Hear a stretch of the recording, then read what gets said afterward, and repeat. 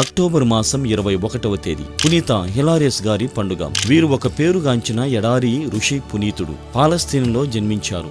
ఆయన వారి విద్యను అభ్యసించిన సమయంలో యేసుక్రీస్తు ప్రేమ సిద్ధాంతం గురించి తెలుసుకున్నారు. ఈ లోక సంబంధమైన ఆశలు, ఆస్తిపాస్తులను విడిచిపెట్టి తను వెంబడించనున్న క్రీస్తు బోధనల పట్ల అధికంగా ఆకర్షితులయ్యారు. జ్ఞానస్నానం పొంది క్రైస్తవులుగా మారారు. పునీత పెద్ద అంతోని దగ్గర శిష్యరికం చేసి 2 మాసాలు అడవిలో కఠోర ఉపవాసం, ప్రార్థన చేశారు. వారి తల్లిదండ్రుల మరణానంతరం వారి ధనములు, ఆస్తులన్నిటినీ పేద సాధులకు పంచిపెట్టారు. వారి తపశక్తి వల్ల వారికి అద్భుతములు చేసే శక్తిని దైవం ప్రసాదించింది. వీరి మార్గదర్శకతను అనుసరించి ఎంతో మంది క్రైస్తవ విశ్వాసములోనికి ప్రవేశించారు. కొందరు సన్యాసులుగా మారి వారిలా జీవించడం ప్రారంభించారు. వీరిని పాలస్తీనా మఠ జీవిత పితామహుడు అని పిలుస్తారు. వీరి జీవిత సంఘటనలు పునీత జెరోము గారు రాసిన చరిత్రలో ఉన్నవి. వీరి త్యాగవంతమైన జీవితం ఎంతో మందికి స్ఫూర్తిదాయకంగా నిలిచింది.